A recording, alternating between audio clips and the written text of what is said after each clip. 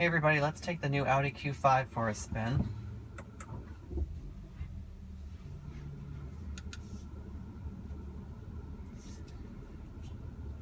This is a 2-liter turbo, 252 horsepower, 273 pound-feet of torque, and it's hooked up to a 7-speed dual-clutch automated manual. It feels remarkably similar to the old Q5, with the biggest difference being the transmission and the brakes. Feels a little bit more light on its feet because it's got more power, and you get that direct drive feel with the dual clutch transmission since there's no torque converter. So we'll just go for a quick spin. And for Audi Drive Select, I'm going to put it in individual mode. And I'm just going to leave it in, I mean, we can scroll through the different modes, but for now I'm in auto for engine and transmission with the steering in dynamic. Just fun fact there. And I'll just go to nav, I guess, and give you something to look at.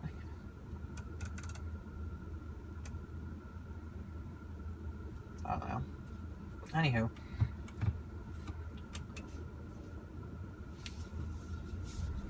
But yeah, the brakes feel a lot nicer in this version of the Q5. The other ones were a little mushy and kind of had a long travel. These bite almost immediately, but you can still be smooth with them.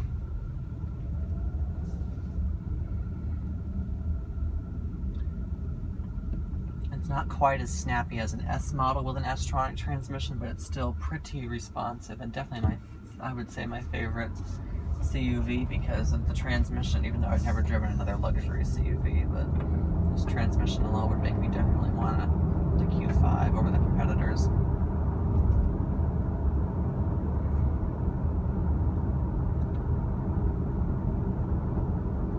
And it's really good at multi-gear down changes, like if I put it in sport mode, I go over to manual, so it's going to 5th, so if I wanted 3rd, just double tap, or sometimes it works. I don't think I was expecting that. It's always when I'm on video that the car doesn't behave.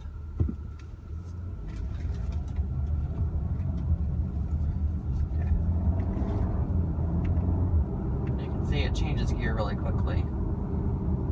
I'll try to get a double downshift in a sec here. Do a double downshift. There we go. That's what I wanted to do.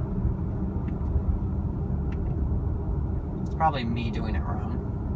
I have to click it very, make sure you get both of them.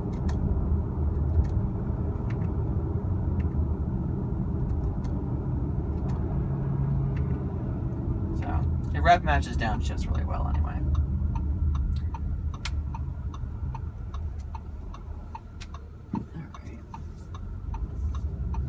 Do a little acceleration run. Not floored, but pretty close.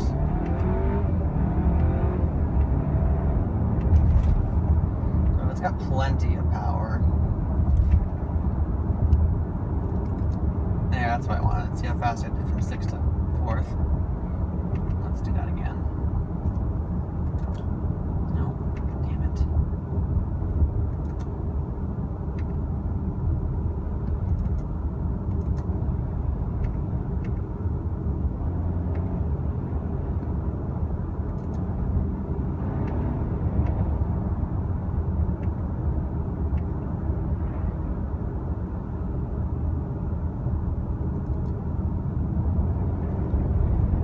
Trying to do it too fast. Obviously it's easier in my car. But that's not the point of this car. I just wanted you guys to see it. There we go.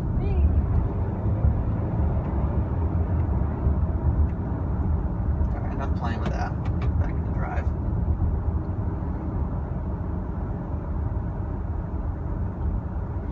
And as you can see, it's really smooth with its rev matching for downshifts, which is great to see. It's really comfortable. It's actually riding on snow tires right now, so I'll kind of reserve judgment for ride quality until I drive when it's not on snow tires. But it's pretty comfortable and quiet. You don't really get any of that snow tire howling, which is good. For those of you in warmer climates, snow tires tend to howl a little bit more at you because they're made out of a different type of rubber. It's softer.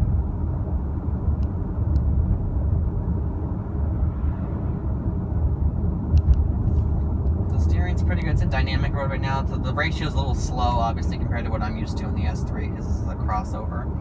But it feels good. It's obviously pretty dead. There's no real feedback.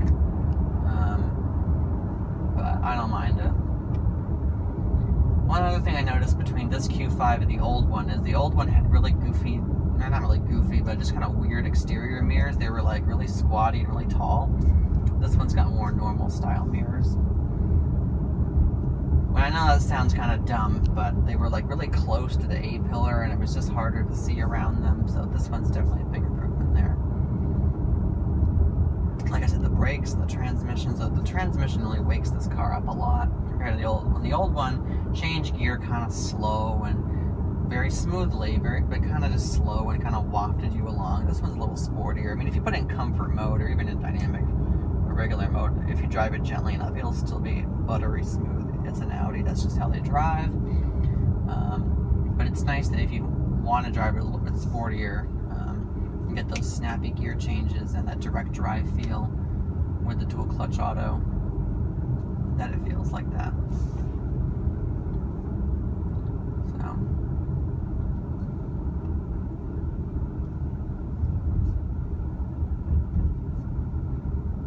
we're not going to be following this tank truck forever, I can guarantee you that.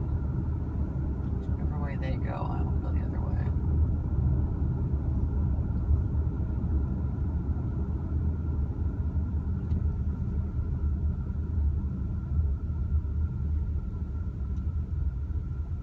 The virtual cockpit's kind of cool. If you go over to the nav one, make it smaller, you can kind of see the whole road that you're driving on. And kind of fun to play with.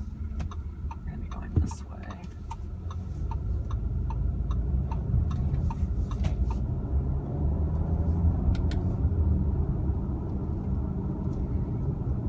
I'll turn around right up here. Comfortable on a dirt road. Very comfortable. Handling the pumps very nicely.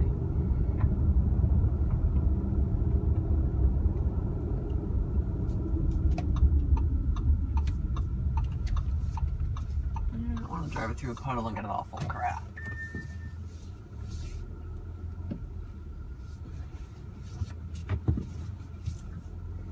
Good turning radius too for a CUV, I like that.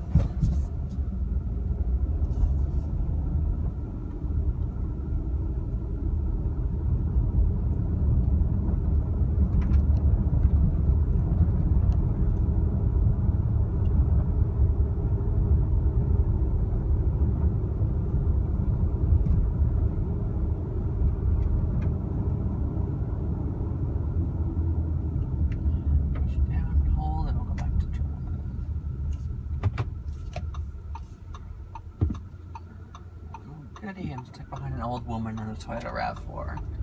That'll be an exciting ride home. Or maybe she's a maniac. We'll find out.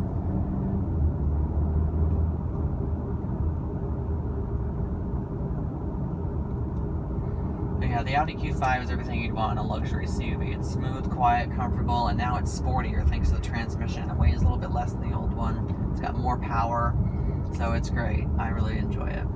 And we'll do an acceleration pull when we get around the next corner, so you can take a look and see how fast it goes when you really just gun it.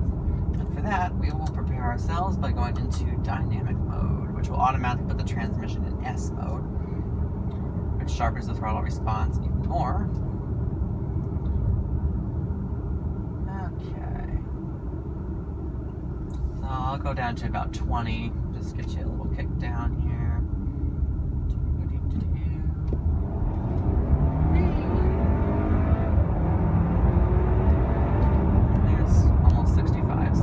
No problem with passing power in this thing. Really quiet, no vibration. Very refined car.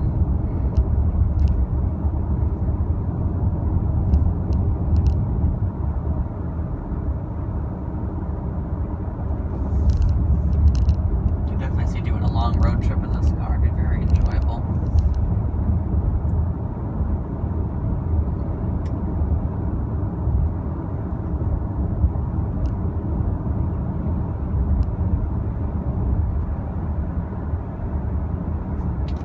We're in 7th right now.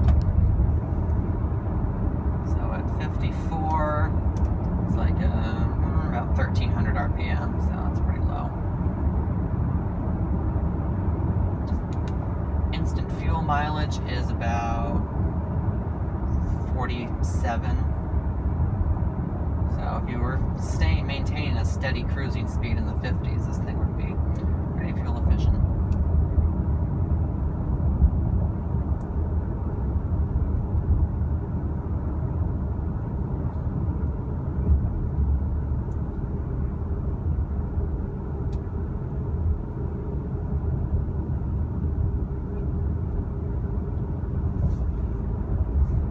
One thing that's really cool about virtual cockpit that's kind of hard to tell if you're just looking at pictures of it is how high res it is. It's very, very clear. You can't really even, I mean, obviously, yes, it's a screen and your brain knows it's a screen, but it doesn't really look like it because you don't get any of that haziness around any of the edges. It's so sharp, it almost looks like it's not a digital display. I don't know if that makes any sense or not, but it's so high res. I don't know, it's just a great screen. It's so freaking clear.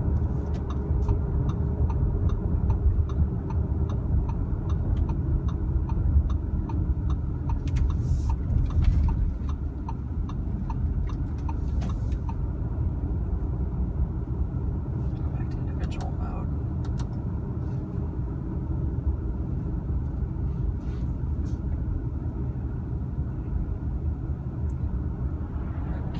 We did not need an SQ5 today with the traffic.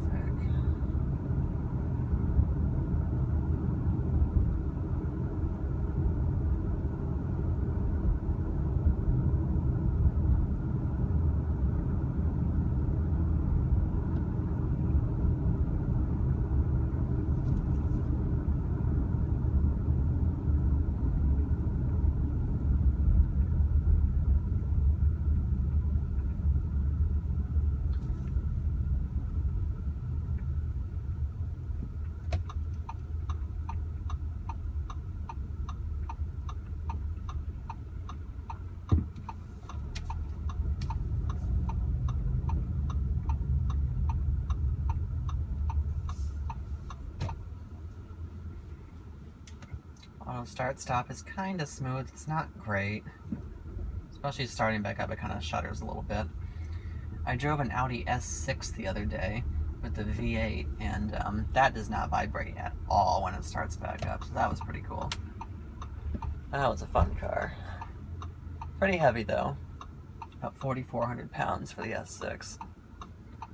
And now let's follow the world's slowest base model Tiguan.